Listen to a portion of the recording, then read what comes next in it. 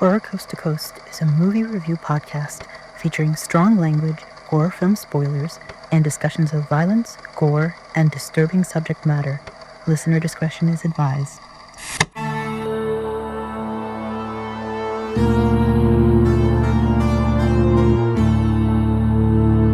Horror Coast to Coast.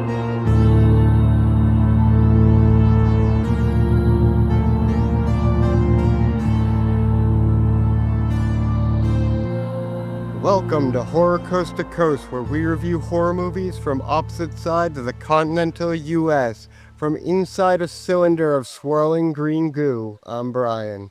Lured into an alley by a crucified pigeon only to be rudely impaled by Alice Cooper. I'm Michelle. This week we're talking about The Prince of Darkness, directed by John Carpenter. Poking around in a church cellar, a priest finds an otherworldly vial filled with slime.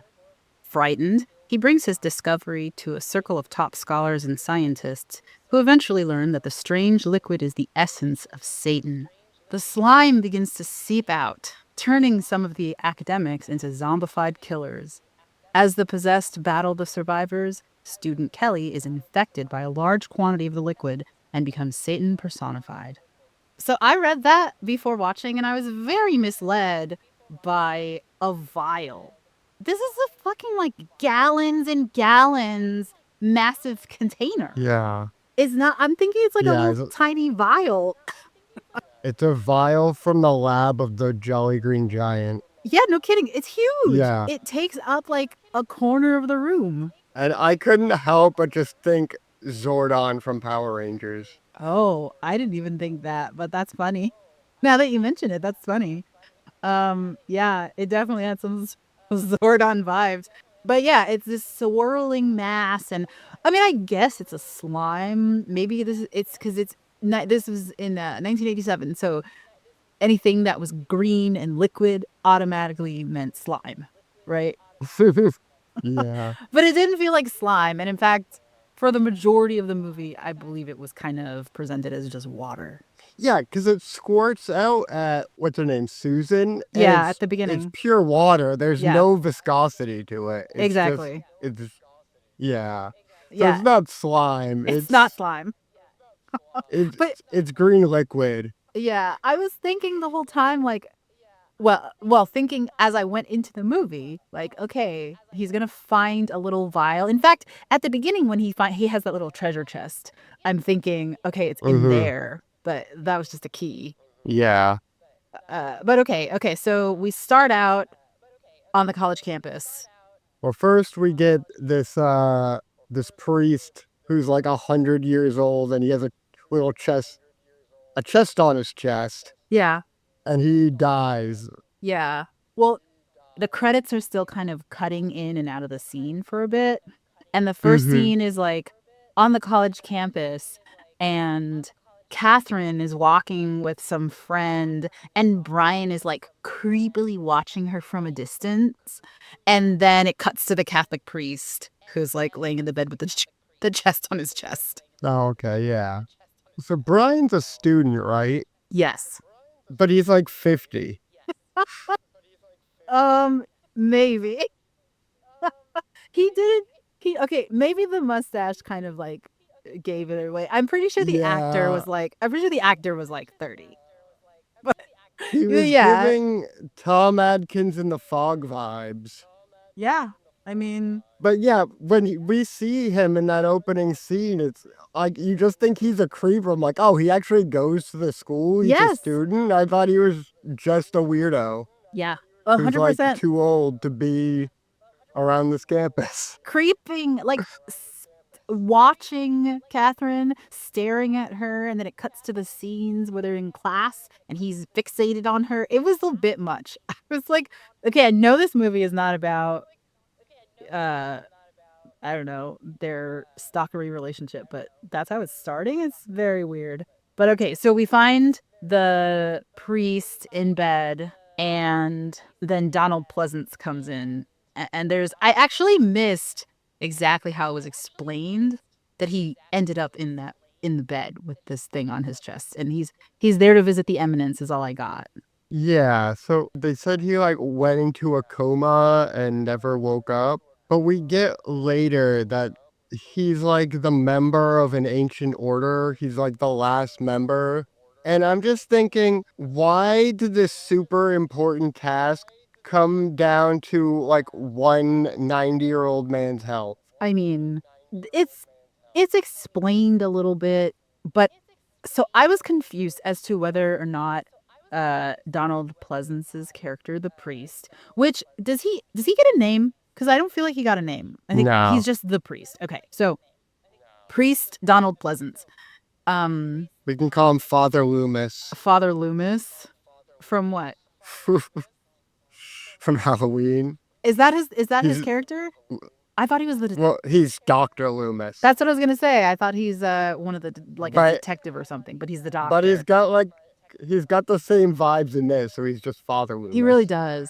All right. Well, Yeah, sure. he's Michael's shrink in Halloween. Okay, who's the detective that's looking for him? Is that That's him.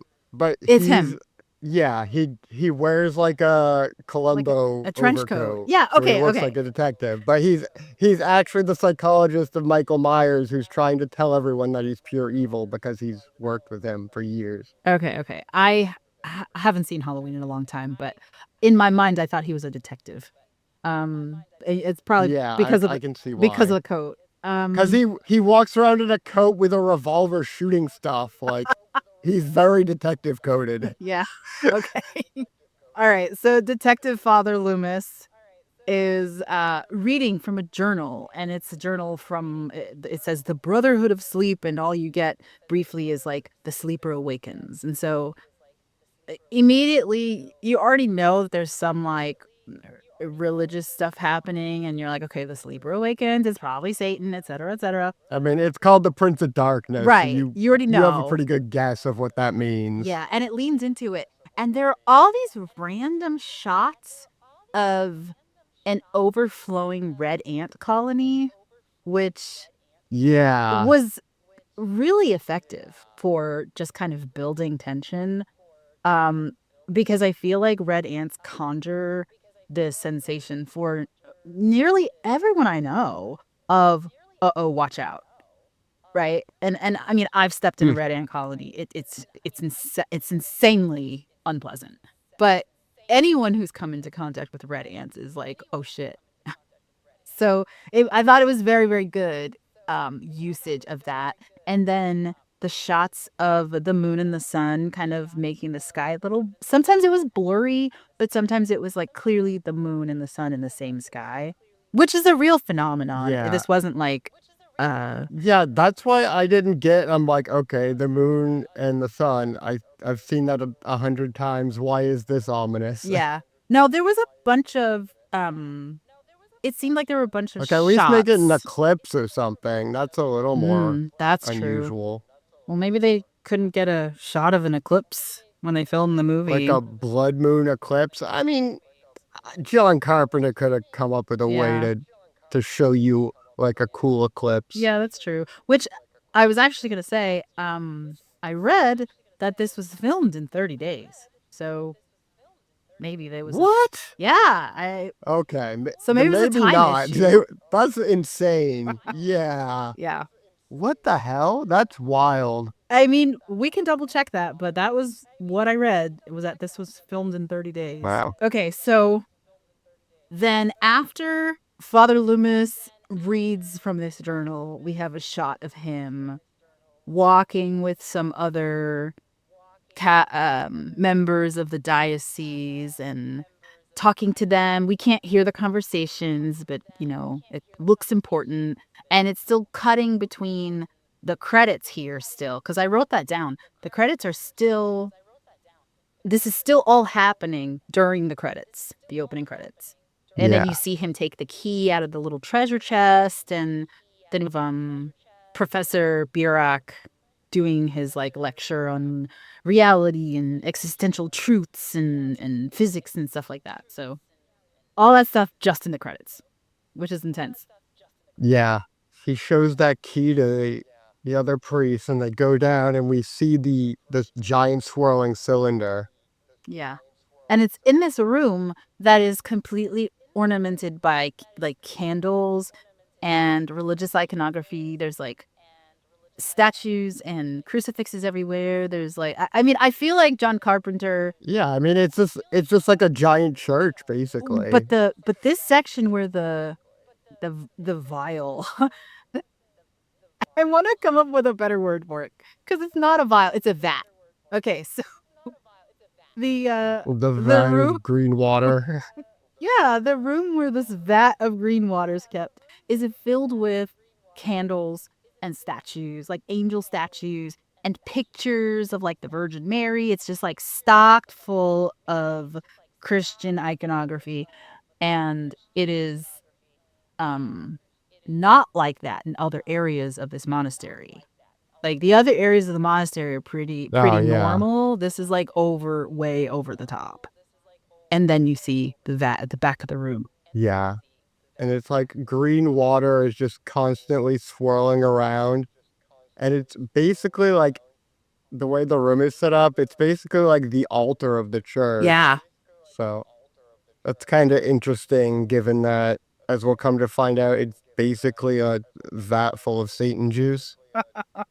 Well, I think it's It's like a interesting. dark underground Yeah, church. and it's interesting because we come to find out later that this whole thing is a secret, which I thought was Yeah, so everyone knows there's just this locked room. They must all be wondering, like, what's in that room we can never ever go into? yeah. I was thinking, how was this a secret this whole time? But Yeah. for millennia, this is the secret. Who's lighting these candles? Yeah, good point. The whole order of the sleep raises so many questions, and I just like, how did it get to this point where it's just one guy?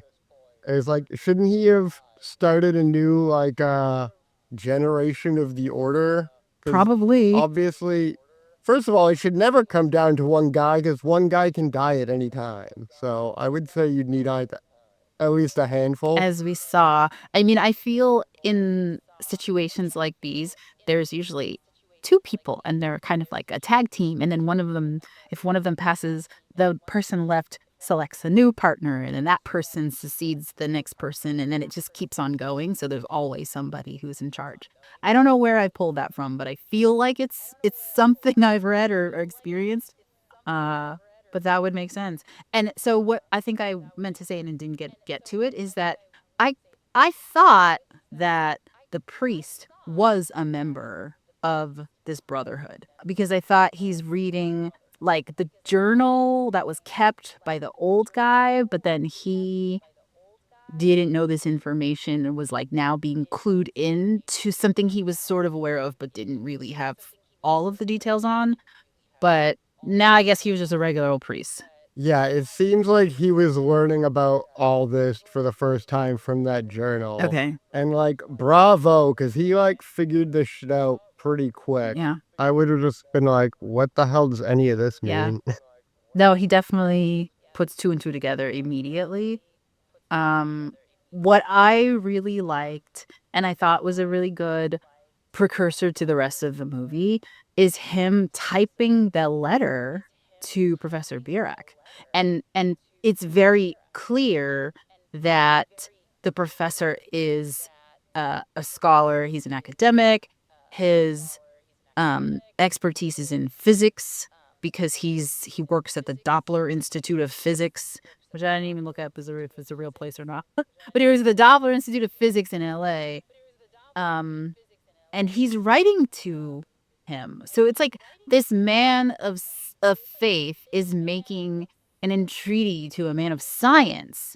And that like sets the tone for the rest of the movie. And I thought that was so I thought that was really well done because I knew exactly what we were getting Yeah. into, and it was going to be this intersection of faith and science, and I think that like over the course of the movie we got to see where one or both of them kind of broke down. It was really interesting to kind of watch it happen. But yeah, and then there's more of the ant infestation. because there's another shot of that guy Brian, and he's got ants in his house. The first two things that we see that are starting to get a little weird is people just acting weird and then bugs everywhere. Yeah. And these things just they escalate through the entire movie and more. It's like here's more swarms of bugs and here's people acting even weirder. Yeah. No, definitely. The weird the street people is all I wrote them I wrote down all the street people are like under some influence. Yeah, I saw Alice Cooper is credited as Ali Schizo. What? I didn't see that. That's very funny. I'm sure he was happy about that. Yeah, he might have requested Oh that. yeah, for sure. No, he the second I saw him, I was like, I'm pretty sure that's Alice Cooper. That's one of the only things I knew about this movie. Oh, you knew that before going in? Yeah. Oh, I didn't know. Like when I didn't know he was just gonna be like a glorified extra though. I thought he was like an actual character. Oh, okay. I did not know that he was in it at all. And the first shot of him is when they first arrive at this monastery and he is kind of creeping out of the shadows. And that's when I was like, is that Alice Cooper? And then there's another shot that kind of establishes like, yes, this is Alice Cooper, because it's him kind of standing like with his standing like a zombie, right? Like his head is slung and he's just kind of just standing there with a bunch of people behind him. And I was like, okay, the way this is positioned, he's obviously someone that, you know, is being signaled. We should know who he is. Like, this is definitely Alice Cooper. And you know what I wrote is that scene was kind of like the beginning of a music video. Did you get that? Like the scene where he's standing. I could see that. It was almost like a little bit like Thriller, where he's standing there and then all of the zombie street people are behind him. Or like Bad. Yeah. It's just a Michael Jackson video. Yeah. And I wrote pale people coming out into the streets, mesmerized by the sun and the moon. The music so 80s, people standing and staring creepily. This is like the beginning of a music video. Yeah. I love the 80s soundtrack. It's very typical John Carpenter, but it was great. This soundtrack. I loved it. There was nothing particularly stand out about it. There wasn't like a song that I was like, oh, I love that song. It was just the mood set by all of this music. It was so good. Yeah, I love all the like synth music is such a vibe. Yeah. Okay, so he reaches out to Dr. Birak, and Birak is like, all you students, you're coming with me. Yeah, which was he's very got funny. this ragtag team of physics students. Yeah, and he really was like, you're all coming, cancel your weekend plans, and I'll give you some extra credit if you do it. Field trip. Yeah, and they were like, Motherfucker, I have plans. They were all so salty about it, and it was just very funny. But then at the same time, I was like, why? Why are you doing it? Just be like, sorry, professor. No. But they all do it. They all are just like, okay, fine. Yeah. Oh, and we skipped the whole purpose of him recruiting everyone. When he goes and meets the priest leads him down into the basement and shows him this big vat of green goo or green water. And he also says there's a book sitting in front of it. And the book is filled with like a mixture of Latin and math equations, and some text has been written over it. And so they need help. He needs help to translate it as well, because it's more than he can handle. And so that's part of the reason why he's recruiting other people, because he also recruits a translator and like a mathematician, essentially. Yeah. See, if there were members of the order, he might not have to decode all this shit from scratch. Yeah, that makes sense. That 90-year-old guy maybe should have like told someone else some of this stuff. At least on his like 85th birthday. Yeah, maybe even his 70s. Who knows what the future holds for me, but this is super important information that I should probably pass down. I actually want to say, like, babushkas have been doing this for centuries. Here's the family recipe before I go. Also, like, Is this just super shitty timing, or did like Satan wait until it got down to 190-year-old and then put him in a coma? Oh, I didn't even think about that. Because I feel like either way it's a total failure. But if it's just bad timing, like this guy, we got down to 190-year-old, and then he also just happened to wake up now. Yeah. Like, wow, that's a series of unfortunate events. Yeah, I didn't think about that. And I was expecting, maybe I was expecting that in the process of translating this text, we would get something like in the year of our Lord 1987 or something, right? To say that this is just the year it's been foretold this would occur, and we didn't get anything like that. So it doesn't seem like there is a reason why any of this is happening at this particular moment. Yeah, maybe it's an opportunistic thing, and the Satan goo can sense that the order is fading, or the brotherhood is fading. What if Donald Pleasance going into that room actually woke it up? It heard the door open. Man, that could be it too. I mean, there was no reason for him to use. Although we were getting bugs and people being creepy before that. That's true. But yeah, still, considering that there was no reason for him to use that key. If I get a giant skeleton key, I'm using it. Well, yes, and maybe for that reason, the Brotherhood member should have put a note in there, like, this key guards something, please don't open the door. It's all in the journal. That guy did nothing to further their cause. No, Now that that I'm guy dropped the ball. There's no way I could interpret this series of events where that guy didn't massively drop the ball. Yeah, 100%. I think there should have been a lot more given prior to him just dying. Okay, so yeah, I almost think they should have been multiple, and they all should have slipped into comas at the same time or something. So it's like that way it's like an interference. Yeah, or his influence is just growing, and it's gotten to the point where they can't contain him. That would have been good. But yeah, okay, a little ambiguity as to how this is unfolding in this particular moment, and why the Brotherhood, which is in charge of something so important, just fell off the map. Yeah.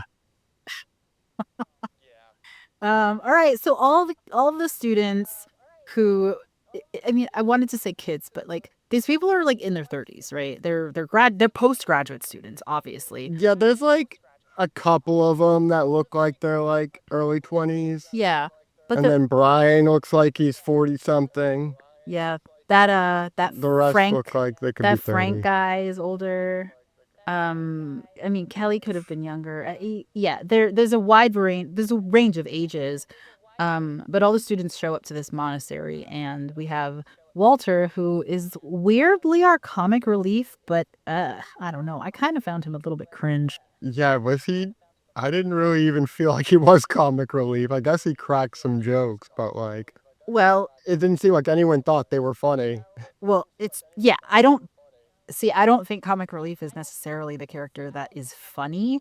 I think comic relief as being the character that isn't serious when everyone else is being serious, and that person is like kind of making fun of the situation, and maybe they're not actually funny, but in their mind they're just being lighthearted. That's kind of what I got from him. And I was like, ugh, I don't know. I don't like anything you're saying right now. Yeah. But okay. So this was kind of not a super slow burn, but it was a little bit of a slow burn. Things don't happen right away. What I think was really good was establishing what everyone's purpose was. Because immediately I was like, why do you need all of these people? And the movie proceeds to explain that. And that's kind of what a good chunk of the first quarter does, is saying we have Susan, which, by the way, how funny was it that no one can remember the girl with the glasses? I was like, yeah. I can't tell if this is a fucked up commentary or if this is just supposed to be a funny thing, but yeah, no one can remember her. They're like the girl with the glasses, the radiologist. Yeah. But so we have Susan, the radiologist, who's doing the carbon dating of the vessel. And then we have Catherine is the mathematician because the book includes some equations and she's kind of taking them out of the text and looking at them in their own context, I guess. There's Lisa, who is the one who is who's carrying the most weight because she's the one who actually translates shit. Yeah, seems like she's doing all the work. Yeah, Lisa. At least in the early portions of the movie. I think I might have wrote that down. Like Lisa did all the heavy lifting in this movie. Yeah. And then we have Calder, who is a microbiologist who I assume is there to potentially take samples, but he never gets to do that. Yeah, and they argue about that. Yeah. And then there's Kelly, who later becomes our Satan, but what is her original role? Maybe that wasn't stated or implied. I managed to get a pretty good idea of what everyone was doing. I actually didn't know what Dr. Leahy was doing. Maybe just a colleague there to kind of review everything. I don't know. But I did notice that the microbiologist is wearing a crucifix, which I think comes into play later.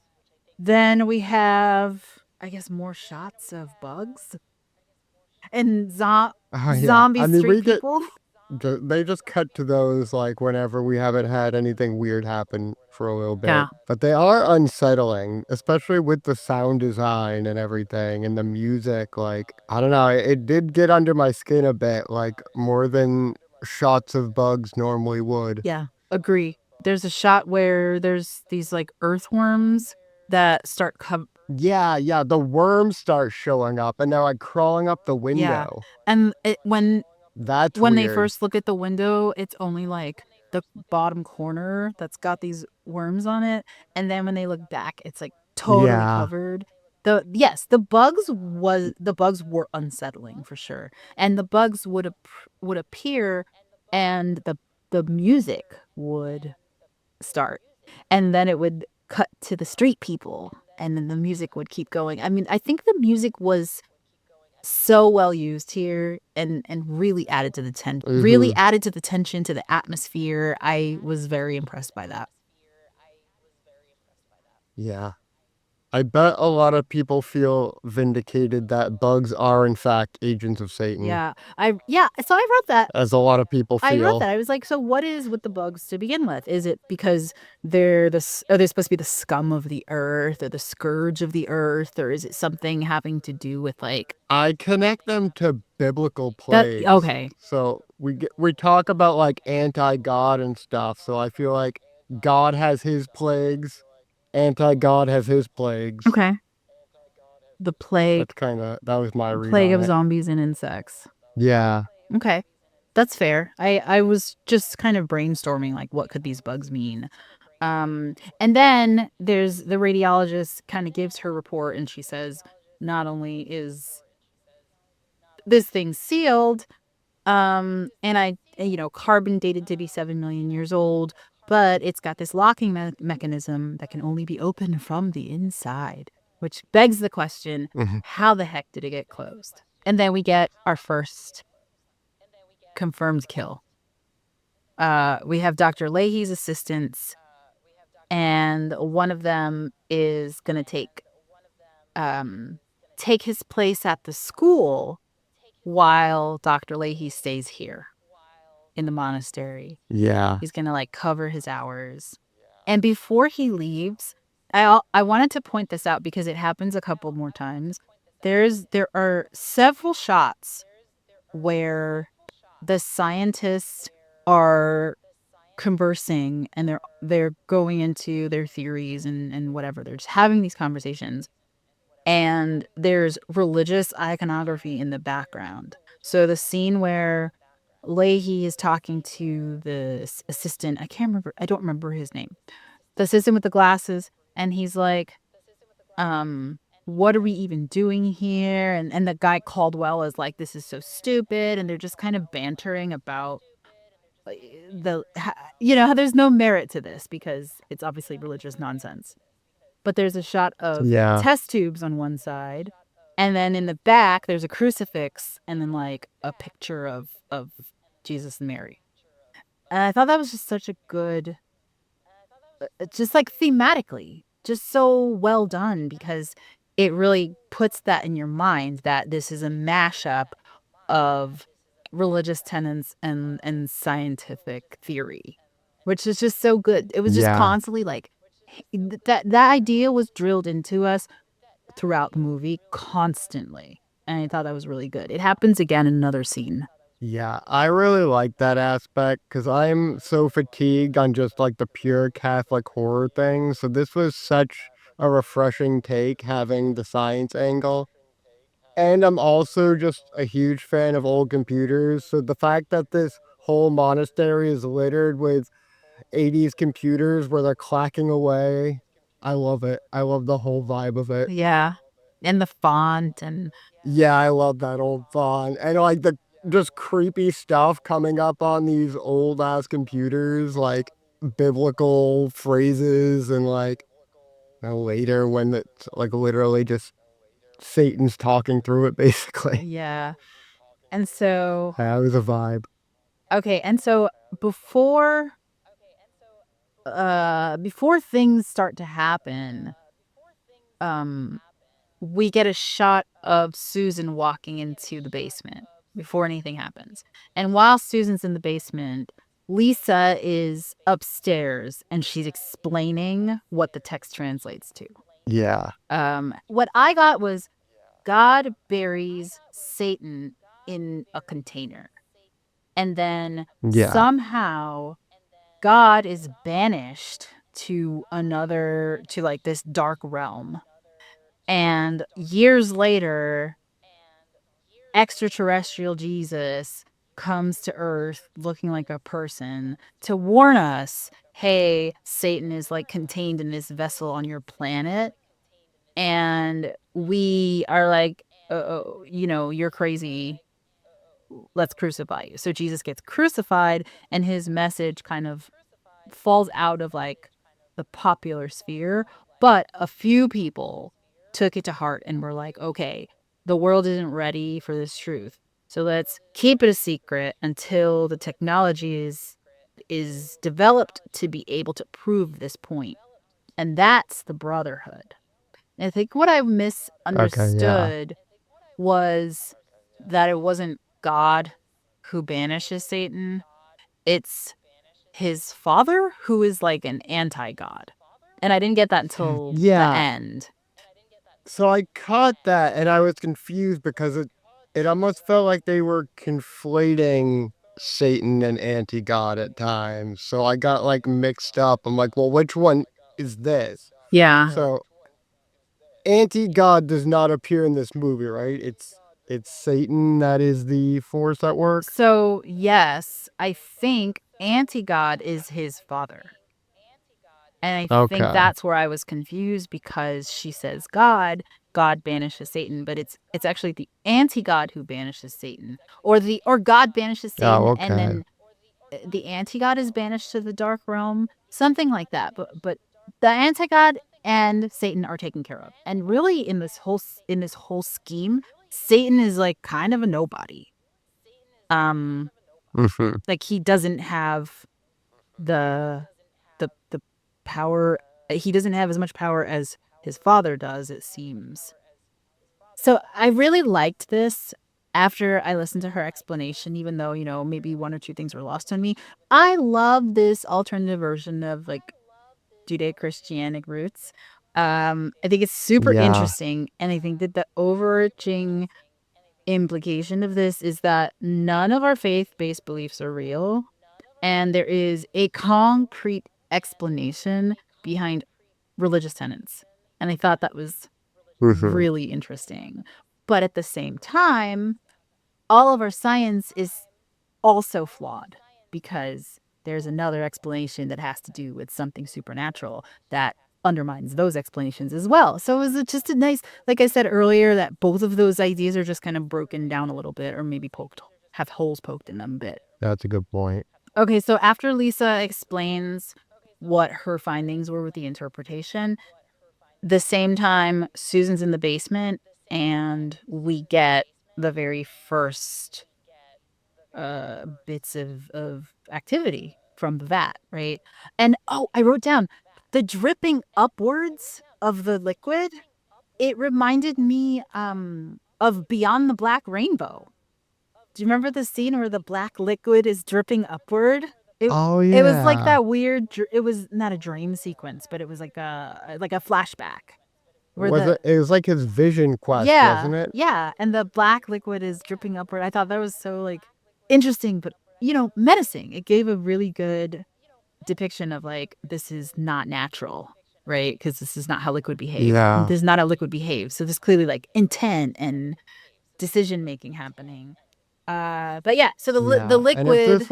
if this was filmed in 30 days, that's a good way to get an unsettling shot. It's just like turn the shot upside down. Yeah, Done. for sure. Good visual effect done. Yeah. So then we have one of the researchers, Susan, sprayed in the face by the liquid. And she immediately becomes like an acolyte. Yeah. Which is exactly what I expected when she got sprayed in the face. I'm like, oh, this is gonna take over her. She's a zombie now. Yeah. But it's interesting that the green goo does it this way, but also it's just been turning people into zombies all over the place the whole movie. Yeah. And So it's like, I feel like we've encountered this before where people have been affected by something they shouldn't have been affected by, and there's no explanation for why or how they have been affected. That's kind of what happened here. It didn't seem to make any sense why those street people were so, I don't know, hell-bent and evil. is Alice Cooper credited as Ali Schizo because he's actually schizophrenic and mentally ill people are easily manipulated by Satan. So all these people were just like the mentally ill people are in the area who were easily corrupted. I mean, maybe. Because they have like homeless vibes. So it feels like they're all like drifters and homeless people. Okay. So I understand where you're going, but I would also maybe caution going down that road because the implication is that every homeless person has a mental health issue, which I think is a common. Well, no, not. Yeah, it's common. I mean, but not all of them, but yeah, obviously a lot of mentally ill people end up on the streets. yeah. And so poor Alice Cooper in this context. Alice Cooper rallies them all under the influence of Satan. Huh. Yeah. But controlled by what? Just the vat being in the immediate circumference of this. Well, yeah, liquid? so apparently it's been growing, and I think with that, its power and influence has been growing. So we get the plagues and we get obviously somehow these people are being influenced by Satan. So Okay. I feel like it's just like, and they do, I feel like, mention at some part like telekinetic power. Okay. So now I'm following what you're saying because it would make sense that I'm going to say a disenfranchised population would be influenced by this. And then the people who are directly in the monastery in closer proximity that maybe have I don't know, a stronger mental constitution or something would be capable of resisting it or maybe not even feel its influence. I get it. I got it. Okay. I believe that. That's a satisfying explanation for like how all these random street people were just drawn into this place. But yeah, and so they figure out eventually that they've been barricaded inside. Like the street people have used all the junk on the street to just like lock this place down. Yeah. Oh yeah, so she starts like killing people, right? Yeah. Basically, people start dying pretty fast after this point. Yeah. And there's no there's no pretext. It's just neck snapped. But yeah. sometimes Yeah, that's the first thing that happens. But sometimes they are infected, for lack of a better word, or sometimes they're killed and then infected. And it seemed to be random, which I honestly, that kind of built suspense. because you didn't know who was going to die versus who was just going to get infected, and it was random, which I thought was so interesting. And then right around here is when I started thinking about The Thing, because it Yeah. felt like this is that like small group survival scenario. And I really started thinking about how it was an interesting contrast, because I mean, I think we talked, maybe we mentioned it, I don't know if we did, how this is supposed to be a thematic sequel to The Thing, and then the third one, In the Mouth of Madness, we'll get to eventually, but this is thematically, I guess, part of this trilogy. And I started thinking about that, and it seems like The Thing was more focused on this like internalized paranoia, whereas Yeah. this Yeah, seems to definitely. be more of an external paranoia. So like the Yes. evil is on the outside instead of on the inside. And so I thought it was really interesting because there's no question about who's been infected. There's no question about it. It's obvious. They change their demeanor, they change their behavior, they don't make any attempts to assimilate. Um, and so I thought that Yeah. was really a really interesting shift between the two movies. And I could see how thematically one is a precursor to the other. Yeah, and in this one, they're actually not paranoid enough because there's several instances where they're interacting with like a person staring at them like a zombie or acting like a freak, and they're just like, are you okay? Yeah. All right, see ya. Yeah. No, absolutely.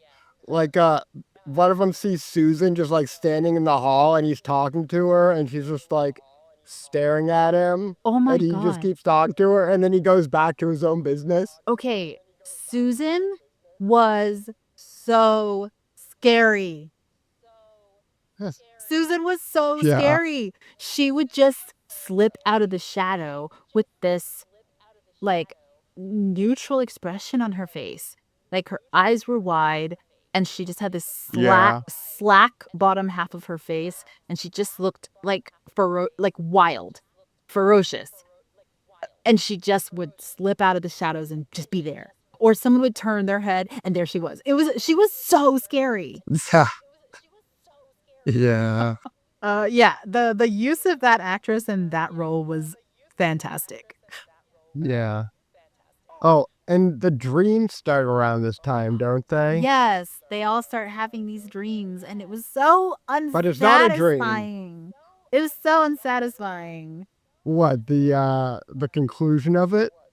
Well, yes, the conclusion, but also you were all having the same dreams. Okay, so it was this message that was revealed to us in pieces, because each character would have a dream and then Yeah. they would jolt awake before it was finished.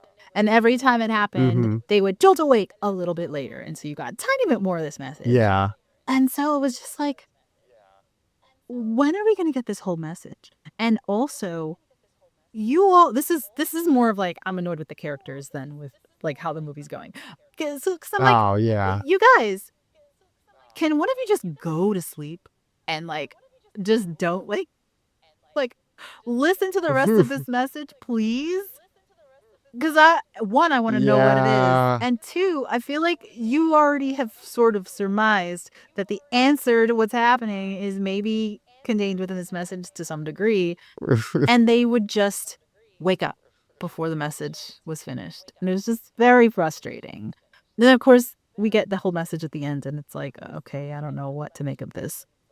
Um, Yeah. but But I love the way the dream is presented. It's like a VHS, like a grainy VHS, but the sound is like I don't know, like a World War II radio or something. It's so distorted and it's just such a disturbing sound quality. And I really like that. yeah, agree. And I thought it was really good because it had an effect that was kind of modern at the time. Well, not modern at the time, but like maybe a little bit film forward. I don't know how to explain it. Like, this was the quality of films that I would have expected from like a 90s movie.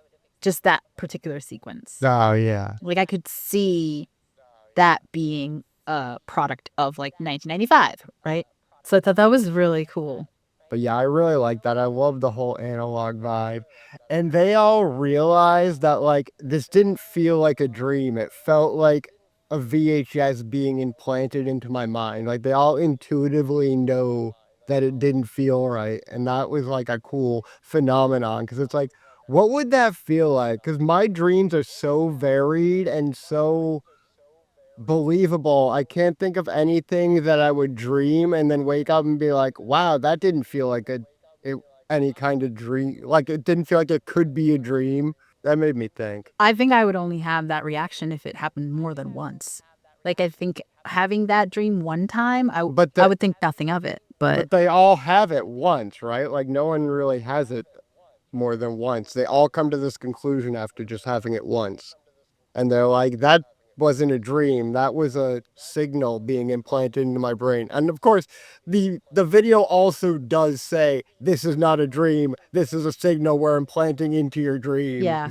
So, Well, maybe that's the cue, and that is what. but my caught dreams them. would tell me that too. Oh, I don't know I've if definitely had mine. dreams where it's like, this is not a dream. This is a. I think I've literally had a dream where it was like, this isn't a dream. This is a message from outer space. Well, So, well, damn. Pay attention. well, I think the message in that dream was that I died and I was replaced with an alien doppelganger. So I don't know what to do with that information. Yeah. Okay. I was gonna say the message in the dream was always drink your Ovaltine. That too. Okay. So yeah, they're all having the dreams and they all come to the conclusion that it's a message and not just a dream, but they don't actually have the message. They don't see, I think what was frustrating to me is that they never get the whole message as a group. They never figure out who's sending the message, and they never figure out the significance of the message. So it just kind of felt like this thread that was never quite finished and never really woven in the way that I think could have made it more effective. That's probably the one thing that I was like, ugh, I am salivating at needing to know how this turns out. This is so fucking compelling. And then it just that didn't happen. Right. That I think that that's definitely a downside for me. Yeah, they also dropped the ball in not following a very obvious lead. The characters? Yeah. Yeah. Well, because they all have this conversation and they're like, oh yeah, we're all having the same dream. That's really weird. Anyway. Yeah, yeah, that's what I mean. So the characters don't explore it, but then as a whole, I thought the movie kind of dropped it off too. So yes, the characters, like, why wouldn't you go into that more? That seems kind of important. And we never know about it. So then we have Burok talking to the priests about antiparticles, and he talks about how this is where I started to think, oh, my initial interpretation of Lisa's interpretation is not correct, because he says there's maybe an anti-god who lives in lived in our universe, and that actual God lives in the mirror universe and not with us. So essentially the cult has just been protecting Satan without realizing it, is what I got from that. But I then started to think, okay, so then it means that we banished the anti-god after he buries his son, or God buries the son and we banish the anti-god. And I don't know how if it's we, the Brotherhood, we, humanity, I'm not even sure how we managed to get this entity out of our universe, but we do, or the Brotherhood does, and they're in the other world. So it's funny because Burok says, imagine the mirror as this other universe, and then later on it is the fucking mirror, literally. which I was like, Yeah. what? That's it? You're not gonna. He was just guessing. And that's the right answer. Yeah, exactly. I didn't understand why mirrors suddenly became like portals to another dimension. It kind of felt like apropos of nothing, other than that setup where it seemed like it was a metaphor. Yeah, So, exactly. Yeah. So this conversation that Bjork has with the priest, where he's basically saying maybe this thing we've been protecting is Satan, and I don't know, God lives in the mirror universe and not with us. So we live in a but godless wasn't dimension. yeah, but wasn't everything pretty good in between like on the last 2000 years and now? Like nothing really bad happened until the order actually died off and then shit immediately hit the fan. So were they really wrong in whatever they were doing? Yeah, maybe not. Maybe that was the whole point, is to keep the the Satan goo under lock and key until Father Loomis Yeah, opened the I mean, door. I thought that was the point, but also I think I was joking about Loomis opening the door because I do think this thing was growing and like Yes. affecting things, and the priest said the sleeper has awakened, so something happened. Maybe something Don't really happened. know. Maybe something happened on the priest's watch. And that is the thing that put him in the coma. And we never know Yeah. what it is. That actually seems, based on what I've experienced with John Carpenter, that kind of seems like it would be an explanation for this. That something happened on the priest's watch and it resulted in him being in a coma, and it implies that now this thing is growing and it's strong enough that it can have outside influence. Yeah. It'd be nice if we were shown that, So but so he was gonna like report it to the Pope, right? But he's the only one who knows about this. Does the Pope not know about this? so the Vatican, I believe, is aware, but it's not widespread. I think maybe the Pope is the only one who knows, but they Well, this did seems like a say, call in the Pope moment. yeah, it Like I did. know I know the Pope's busy, but this might be the number one thing you do in your entire Pope career, Pope. So get your Pope ass here and help us figure this shit out. Yeah. Drive the Pope mobile out here and tell us what's going on with this green goo. Yeah, or help us, because we need someone else to help us keep it locked down. But yeah, I guess my understanding based on the beginning is that that old guy was like, oh no, something's going on, and went to go meet with somebody at the Vatican to like let them know what was going on. He's like Yeah. ringing the bell, riding through the town like like Paul Revere. Satan's coming, Satan's coming. Uh, Okay. So then we have the dream sequences, right? And then they're all kind of like, oh my God, what's going on? The first dream sequence that we saw was to, I think it was to Walter, because I wrote down that was really cool and creepy. And then Birok has one too. And so that's when you first start to think, oh, yeah. okay, more than one person's having this dream. Um, but after that happens, Susan creeps into Lisa's room and crawls across the bed. It's so creepy. And then she spits into her mouth. Oh yeah, that was nasty. Disgusting.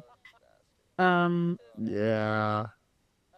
and So then all the zombies, like the infected scientists, they all start spitting like with those dinosaurs in Jurassic Park.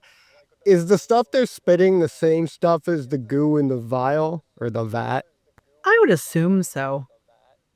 I would assume it's the same liquid. I mean, yeah, right? Um the yeah, I don't know what happens when the person is infected, if they start to just like that have that liquid coursing through their body, and so They regurgitate. Yeah, I imagine if it's growing in the vat, it's probably growing inside them, right? So it's Yeah. probably like taking over from the inside. Yeah. Okay, so then what happens next is so the first person she seems to infect is Lisa. But Lisa's not Mm-hmm. dead. She just spits the water in her mouth and turns her. But Yeah. the Mullins, the guy at the beginning whose neck she broke, he's dead.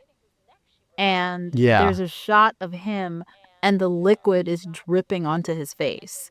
And so his body Mm-hmm. later reanimates. So that's why I was saying it's kind of random. Like some people are dead, some people are not dead, but the liquid just takes over their bodies Yeah, I mean, I regardless. imagine it just doesn't matter, Yeah. yeah. Because it probably, once it fills you up, it can probably repair anything it needs to make its use of you as a vessel. Yeah. Okay, so then after she turns Lisa and then Mullins gets exposed to the liquid, they corner Calder, that guy who comes in and he's like, Lisa, what are you doing? And she's typing on the computer and it says, I live over and over again. Oh, yeah. I love the way she's clacking on the keys. It's like every meme about like typing erratically. She's like, clack, clack, clack, clack, clack, clack, clack, clack, clack, clack, clack. And she's staring off like at a 45-degree angle. Yeah, she's not like even away looking. from the keyboard. And she clack, clack, clack, clack, clack. It was so funny to me. Yeah, she was great. I really liked that character, that actress. And again, he's like not skeptical enough at this He's weird not. display. And what happens? Creepy fucking Susan comes in like a raptor Oh, yeah. and gets him from the side. Yep. Oh, and then we have this crazy scene where he's laying on the ground. He's pinned to the ground by Lisa and Susan. And we get this moment where this black man gets the kiss of death from a white lady. It was very like, it was very symbolic. Yeah. It was wild. And he's the one who was wearing the crucifix. So it's kind of like, Yeah. what effect is that gonna have, right? Mm-hmm. Okay, so then right after that, I think is when they all have their conversation about the dream. And I wrote, the music really makes this movie, because I think there was probably some change in the music at the scene, and I was like, oh my gosh, it's continuing to build the tension. Super Yeah. super effective. But then we have Calder coming up the stairs singing Amazing Grace, which was like, Oh, yeah. is he infected or not? I don't understand. Yeah. And at first, you think that, but then the longer it goes on, you're just like, oh, yeah, he's definitely infected. But then he can sing. That guy's got pipes. They definitely like added this scene because that guy's got a great church voice. Yeah. Yeah, for sure. And so I interpreted that as like he was resisting. And because he was resisting, Satan essentially forces him to slit his own throat, because that was Oh, okay. there was yeah. no reason for him to have done that if he had already been infected, right? But I was wondering if maybe Satan doesn't have a complete hold on him because he's still alive and can resist, because he was wearing the crucifix. So that's the only reason I think that it was prominent, and it seems like that may have had some significance. But that was what I got out of that. Was like, okay, he's resisting and he's singing this like very well-known like religious gospel tune and conjuring Jesus, right? Like, save me, Lord. And so Satan's like, we not having that no more. But Yeah, so he slits his throat in front of like the 6 or whatever remaining people. And they're just like, no, don't do it. It's like, well, one of you like grab his arm and stop him from slitting his throat. Like, no one moves a muscle. They're just like, no, don't do it. Yeah. That annoyed me. It's like no one is skeptical enough and no one takes enough action in this movie. They're all just kind of deer in the headlights Yeah. as Satan fucks around with them. Yeah. And I kind of liked that because I think that's sort of what you get, right? When you have these people that put all of their faith in science and in facts and things that can be proven, they don't know how to respond when there's something that defies their understanding of like how the world works. It kind of is, it's kind of Scully-ish, right? Because there are definitely times when she freezes up because she's trying to process what's going on, and the thing that's happening is beyond her understanding and what she accepts, and so she doesn't know how to respond because she can't accept what's happening. And then there's times where she does respond and you're like, oh, she did the right thing. Then later on explains that she rationalized what was happening, and so she was able to respond. And then you're like, but you were wrong, so whatever. It's also just such a contrast coming off of The Thing, because all those guys were like, come on, let's go, let's figure this out, let's make a strategy.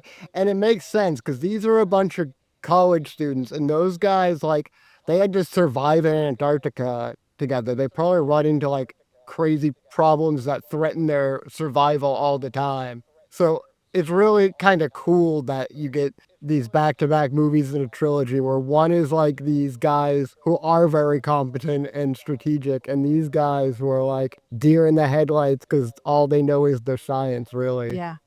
And the ironic thing is that, so in a way, everyone has a role in both of these movies. They all have their job. They all have their their sphere where they're the expert. And I think in The Thing, because the nature of their job kind of renders them working class, the understanding is that they're all just normal guys trying to like tough it out together and survive. But in this movie, they're all these like kind of highfalutin like academic types, super smart, and you think, okay, so when they're given a similar problem, they should be able to knock it out of the park. But they don't, because they lack cohesiveness that was present in the first movie, and they lack they don't have a leader, right? In the Thing, Yeah. Kurt Russell is immediately the standout leader. In this movie, you think, okay, is Brian supposed to be the leader? I don't know.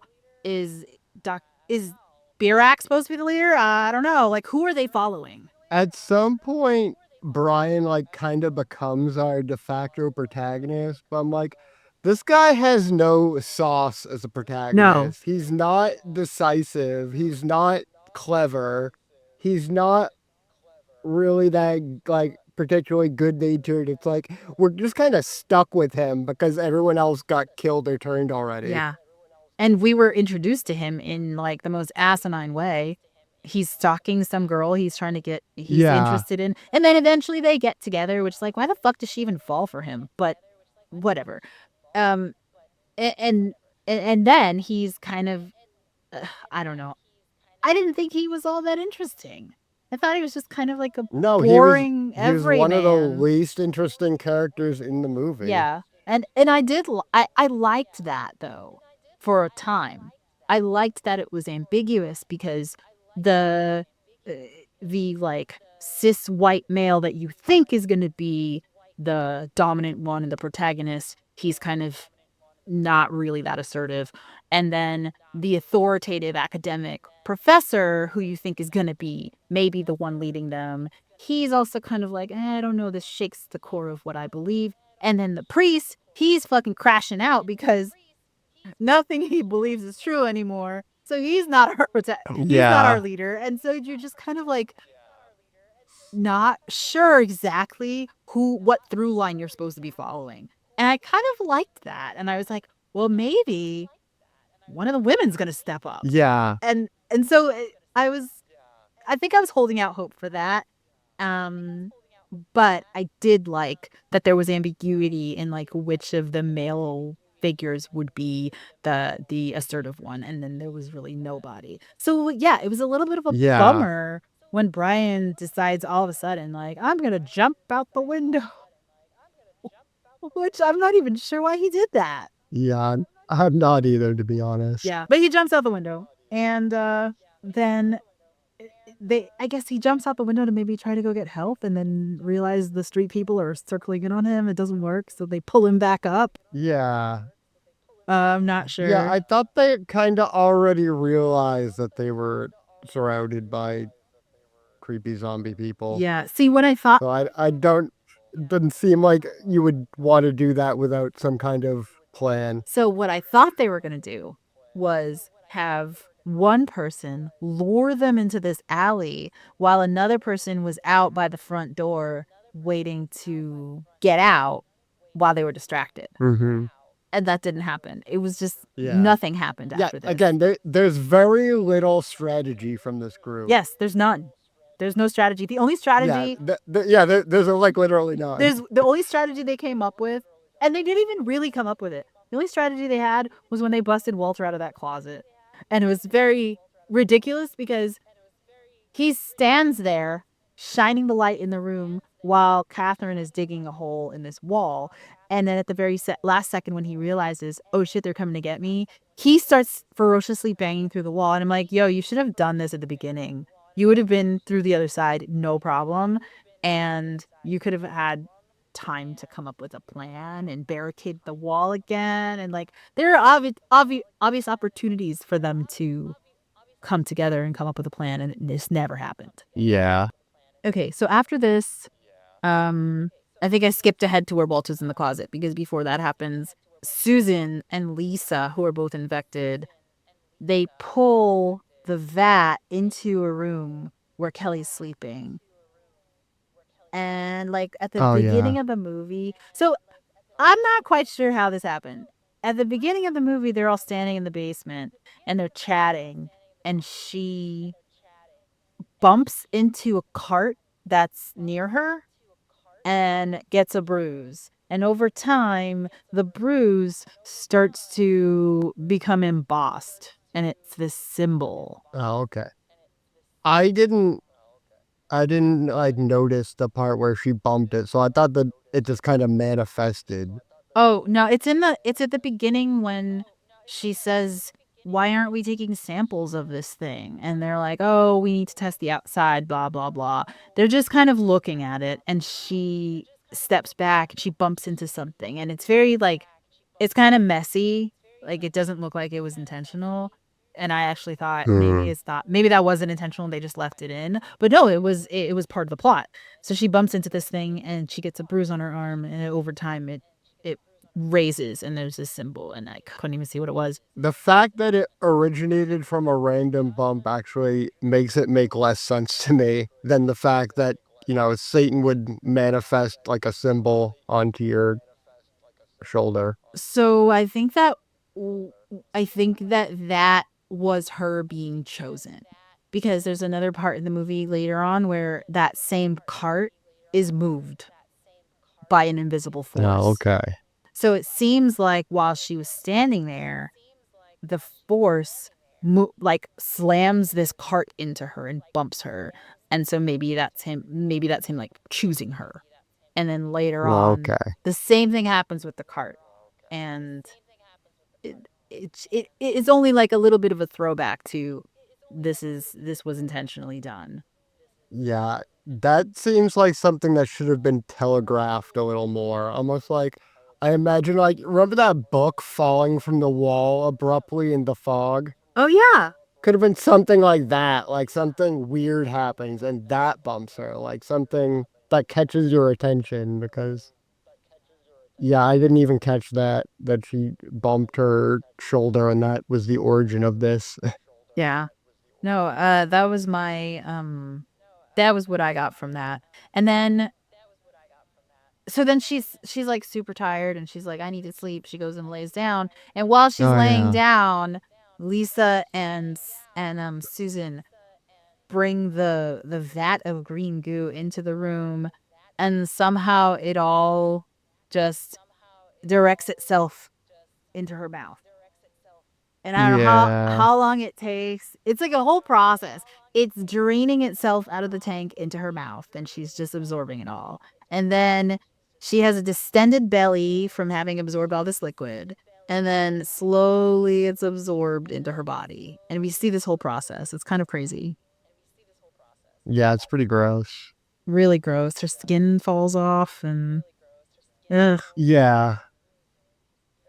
And the way Walter like says it to the other people, he's like, her skin has changed complexion or something. I'm like, no, her skin has rotted away, Oh my yeah, dude. for sure. He like downplays it to hell. And I'm like, what do you mean? Like, why would you say it like that? Like, you should be like freaking out that her skin is like becoming like exposed muscle, basically. Yeah. Super scary. I actually thought the final version of Kelly was very scary. Um Yeah. really effective. Yeah, it's almost like Hellraiser-ish, Yes. like Frank Cotton. Yes, very much.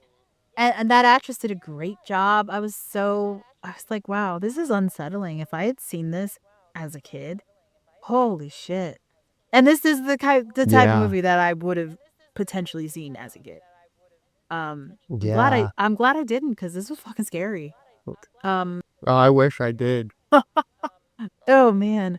Yeah, so okay, so Kelly is, after she absorbs all of the goo, she wakes up and she is like now imbued with the essence of Satan.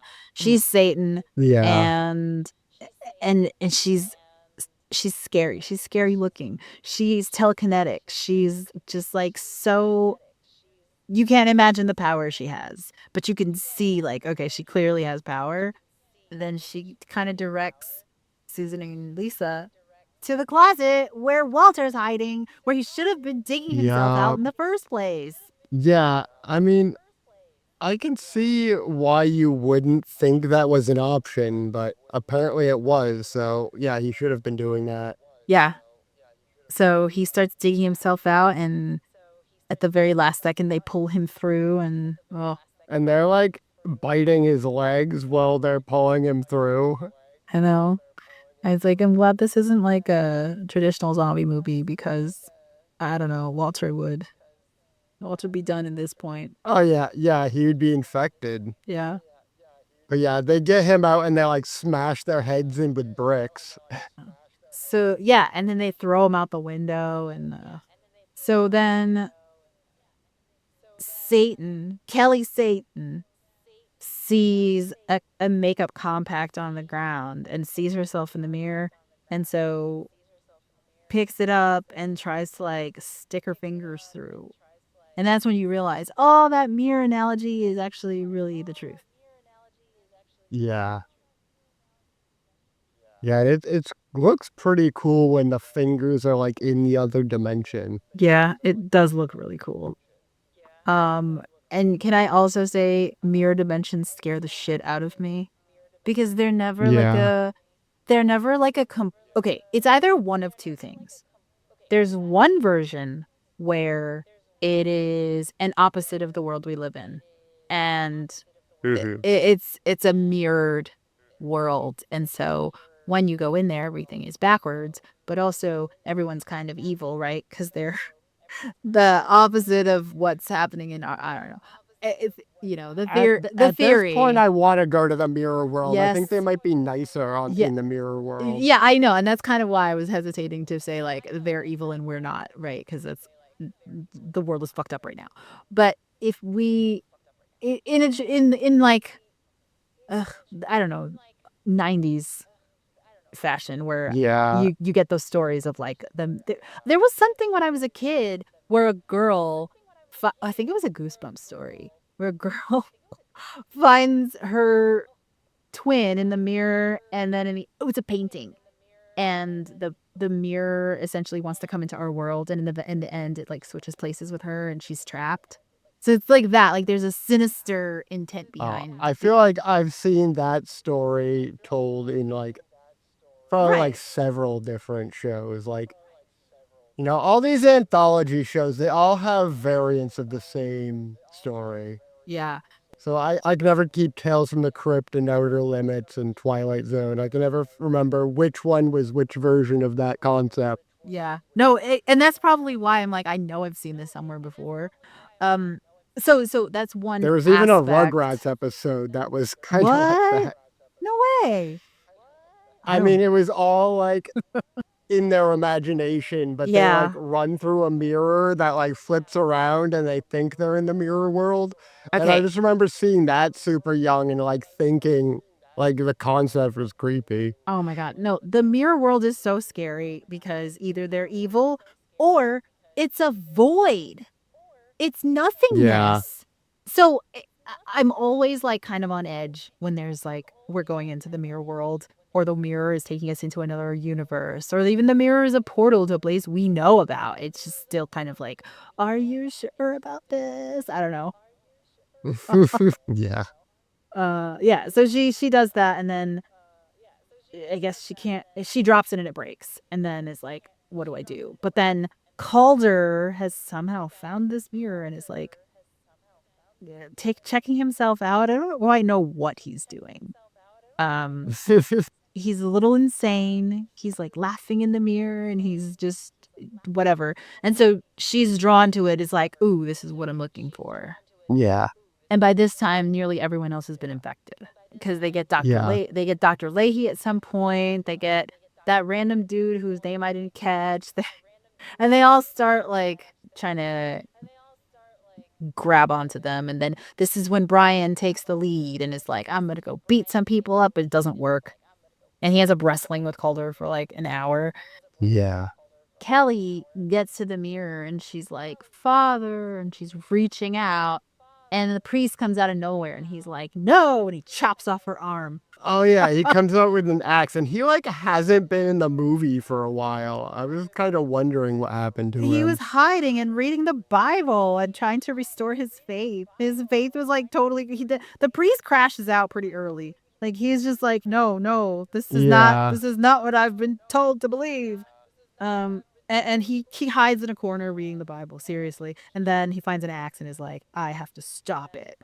But yeah, he cuts off her arm and then it grows back in like 4 seconds. Yeah. So then he's like, okay, then I'll cut off the head of the beast like the Bible tells me to. And she picks up her head and puts it right back on. Yeah, this goo is powerful stuff. Yeah, no kidding. And then she continues, right? She's like, I'm going to get my father and bring him to freedom. Yeah. And we see the creepy legend hand come out. Do you know what I'm talking about, Legend? Oh, yeah. Yeah. Yeah. I haven't actually seen, I've seen, 15-minute segments of Legend. Oh, my but yeah, I gosh. get what you mean by it. I saw Legend Yeah, I need at to see the whole like, movie sometime. holy shit, I saw Legend at like 6 years old and freaking Tim Curry, the devil character, scared me so much. So, is it actually scary, or is it just Tim Curry in devil makeup that's scary? So, Because from if what I saw, the movie recall, didn't even seem like it was trying to be scary. no, Other than that, if I recall correctly, it is a girl that Tom Cruise is in love with, who's actually the same actress in Ferris Bueller's Day Off. She wants to touch a unicorn, but it's like forbidden to touch a unicorn, and she does it anyway. And after that happens, I think some sprites or something come, they take her away. And the whole point of the movie is that Tom Cruise is going to rescue her from where they've taken her to. And somehow, I think she ends up in this like hell dimension with this Satan character, this devil guy. yeah, And he's just that's so, like what I saw was just like he's so scary. just like Tim Curry and her in like this dungeon. Yeah. And it's just so scary. But yeah, that makeup, it's so good. But also the exaggerated horns. And then Yeah, the horns are amazing. yeah, and I don't even know how they got those horns to stay on. no They're idea. so big. But on top of that, he's like super ripped in a way that's Mhm. menacing, not like sexy. It's like menacing and just like, oh my God, he's gonna hurt someone. He's gonna hurt me. But Yeah. some people definitely find it sexy. Yeah, I know, but that in that setting, I don't think that's sexy. I think it's just very like, I don't know, menacing, and there's another word I can't think of right now, but I saw it when I was little. It scared the crap out of me, okay? And so that hand coming through the mirror, I immediately thought of Legend. Yeah. Then Catherine comes in and she's like, Oh yeah, she tackles yeah. him into And it. I don't know, why doesn't she just push her? I don't understand. Why doesn't she just push Because her? that wouldn't be as dramatic. Yeah, so Well, I don't know. Given this thing's power, maybe she just doesn't have enough strength to push it without throwing her whole body into it. yeah, I guess. Because I mean, this thing, like, it just showed us that, like, it's not fucking around. Yeah. You can cut off its arm or head and And- it just grows back. And the priest is too chicken shit to do it himself. Because he sees Yeah. what's happening, and he's the only one who kind of realizes it in that moment until Catherine walks in and she tackles her in. And then right as she gets through the mirror, he's like, ha ha, and throws the axe at her. And Yeah. shatters the mirror. So like now Catherine's stuck in this dimension with the devil, or the anti-devil, and the devil and the devil's dad. And Brian is like, Yeah. oh no. Yeah. Even though I don't even think we've mentioned that Brian and Catherine are in a relationship, because it's doesn't really play a role until this moment when they're like, when he's very upset about this. Yeah. I thought that was probably the least effective part of the movie, their relationship.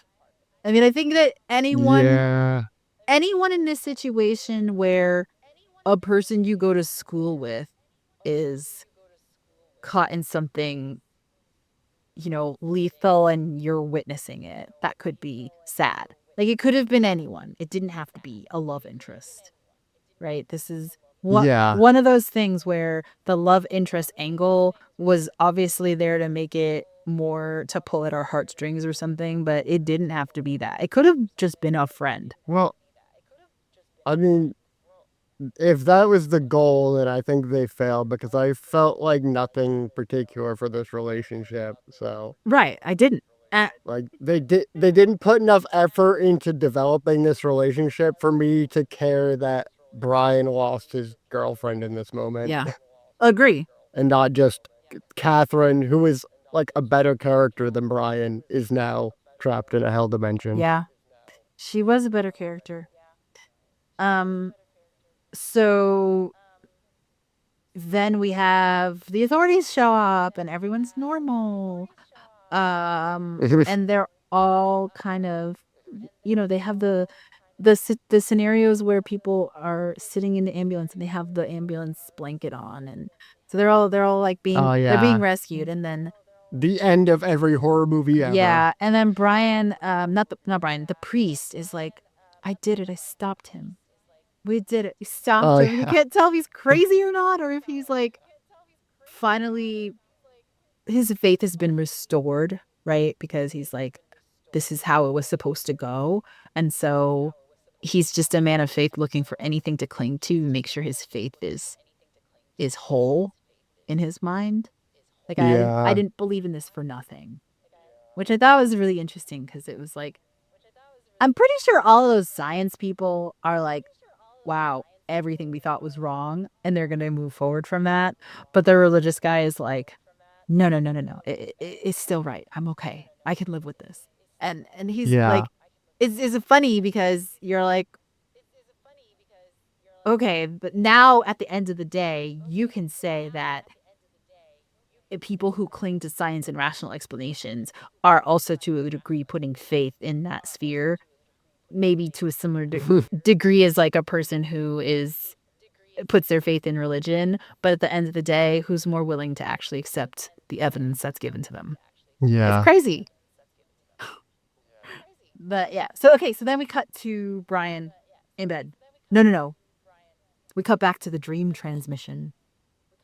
Yeah, so we finally get the whole dream transmission.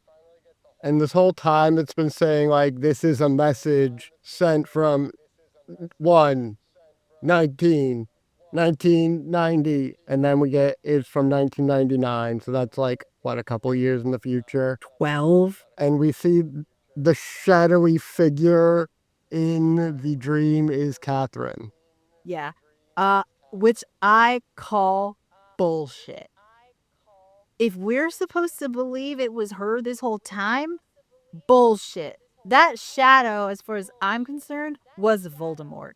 It was a bald-headed dude wearing a cloak with his arms spread out. That was not Catherine. Fair enough. And yeah, it says there's the message. I think that was also what was disappointing to me, because the message says something like, we are sending this to you to avoid, I wrote it down, a causality violation. Yeah, what the fuck is a causality violation? That was my like least favorite thing of the whole movie. I'm like, how are you gonna leave me with that? I don't know what that means. And they didn't explain it. Yeah. I was like, what? Am I supposed to interpret this as being like a causality, as in something that resulted in some like effect we don't want? I don't know. Well, it's gotta be some kind of time loop, right? Because they were having dreams, and I think we are supposed to think that was Catherine the whole time. So they were having dreams of Catherine from this mirror dimension before she was there. So Right. like, Yeah, maybe they were having dreams of Catherine from the mirror dimension. But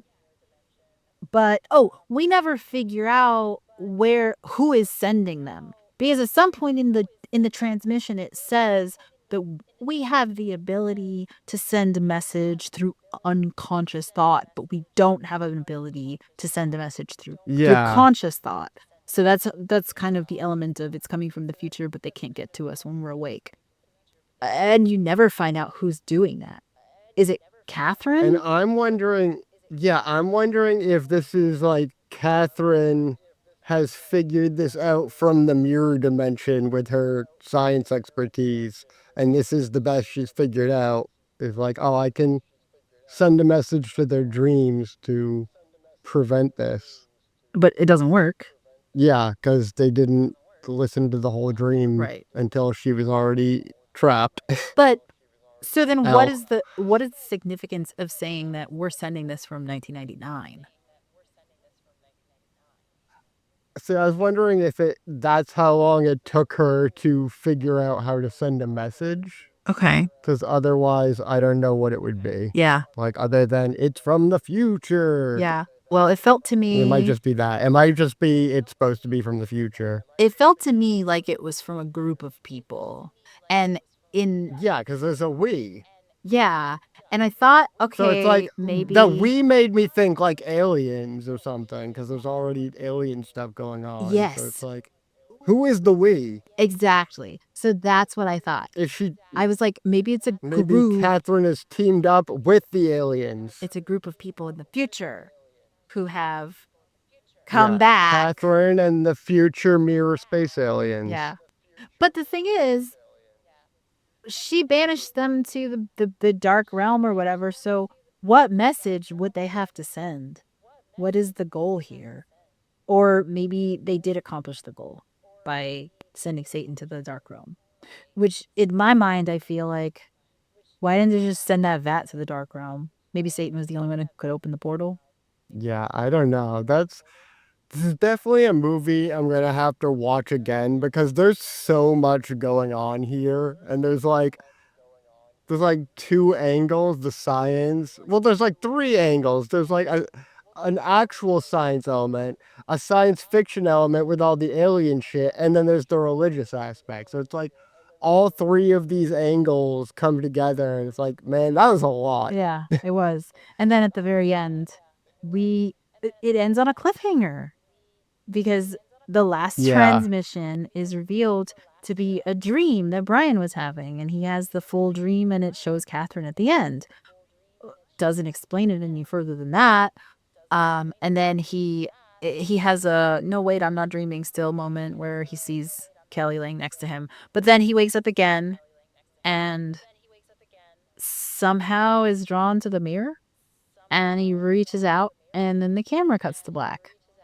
Yeah. So we never know what happens. We never know if he touches the mirror. We never know if he got so close. I was like, oh my God, is he about to go in? It was very, very effective tension. But yeah, I was like, damn it, we don't get to see it. But, like, what makes a mirror a portal to the mirror dimension? Like, wouldn't that mirror just be a mirror? Also, Brian doesn't have any abilities, so why would that even matter? Or is it Yeah. Catherine saying every mirror is now a portal, so please come and help me? I'm not sure. Well, then everyone else with mirrors would notice, like, hey, I can now put my hand through the mirror. That's weird.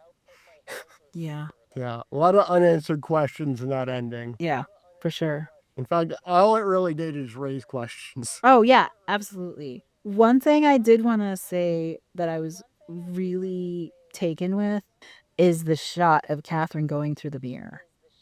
It looks like she jumped into a vat of water and then the shot was turned on its side. And I imagine that's probably exactly what happened. Oh, yeah. But it was a really cool shot of her Yeah. falling through this mirror dimension with these other characters in tow, and it was just a really it also had this ethereal kind of sense to it because the water was murky and there was a light Yeah. coming from the other side. It was just a very nice shot. So I wanted to just say that I wanted to point that out. Yeah. Yeah, the mirror shots were cool. Yeah, for sure. There's definitely some cool effects work going on there. Okay, so what overall were your impressions? I thought it was really interesting. I thought the whole aspect of the science and the religious angle really worked well. It made it really interesting. And basically, nothing is what I guess. Like, I didn't know anything about this movie really other than John Carpenter and Alice Cooper. And, like, you open with the priest and stuff, and it's like, okay, so obviously Prince of Darkness, the Catholic angle, like it's gonna be, some kind of like exorcism adjacent movie. But then it just like it kept me on my toes. It was very unpredictable, and I really liked that. Yeah. And it just had a great vibe, great music, cool visuals. Overall, I thought it was really good. Yeah. It's definitely a movie I need to watch again, probably several times to wrap my mind around all the mumbo jumbo. Yeah. I loved it. I was very surprised by my own responses as I was watching it because I thought ordinarily I may not be drawn to something like this, but there was just something about all of those shots juxtaposing the science personnel talking in front of like a crucifix and just all of the different scenes. I was like, I don't know the hype for the fog or for Halloween or whatever because I think this is so good and I'm maybe I'm just late to the uptake or something, but I thought this was so good. And thinking about it in terms of being thematically a sequel to The Thing made it that much better for me because had I not seen The Thing before I saw this, I wouldn't have thought about all of the dynamics of the small group survival setting in this situation versus the other situation. And it was just really poignant and kind of gave me a little bit of a different perspective on John Carpenter's like repertoire in general because now I'm thinking about just different things I would have never considered because sometimes, when I'm not thinking in that way, I'm just like, it was fine. It was boring. I don't know why everyone likes it. But in this situation, I'm like, well, no, if you consider this previous movie and like think about the overlap and think about the themes that are presented in both, and they're presented as like movies that go together. It makes a lot of sense. I thought it was going to be just like, okay, whatever. There's a Lars von Trier movie. There's a Lars von Trier trilogy that is all supposed to go together. And when I've watched, I can't remember all the movies in that trilogy. I think it's like Dogville and Melancholia or whatever, but they're all supposed to be a trilogy. But I've watched it and I'm like, I don't see how these movies connect. But this, I suspect, In the Mouth of Madness is also going to loop in thematically. I was very impressed by that and how it jumped out at me immediately. I liked all of these non-characters. I didn't think anyone was particularly a standout. No one was bad. No one was great. But I liked that because I liked that I didn't feel invested in the characters. I felt more invested in how this scenario was going to unfold, which is hard to do. It's hard to say. It's a hard thing, I think, to accomplish. How is this going to, because this has overarching implications for like how the world is going to fare. Whereas in The Thing, it's like, are these people going to survive?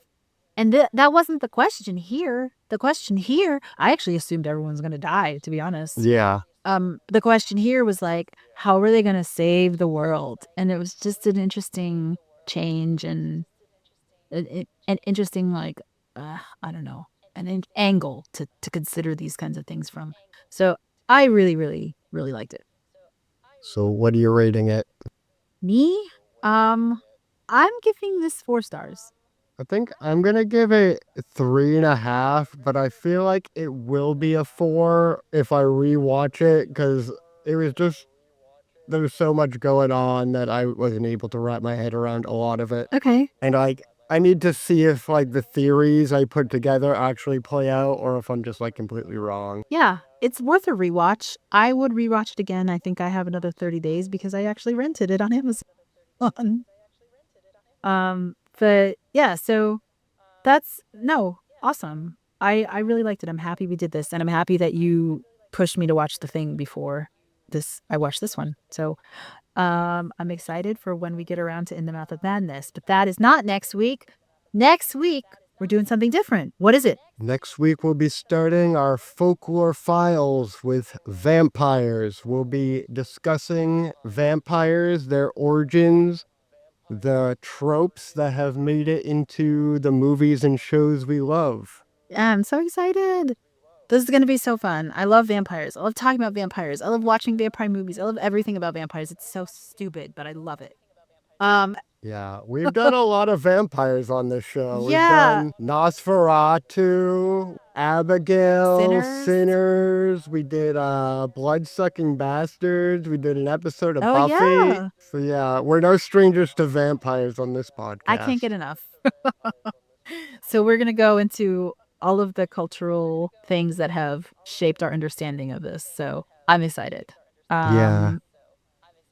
And it'll be our first foray into the folklore files. So I'm excited for that as well. Anyhow, awesome talk. And until next time. Until next time.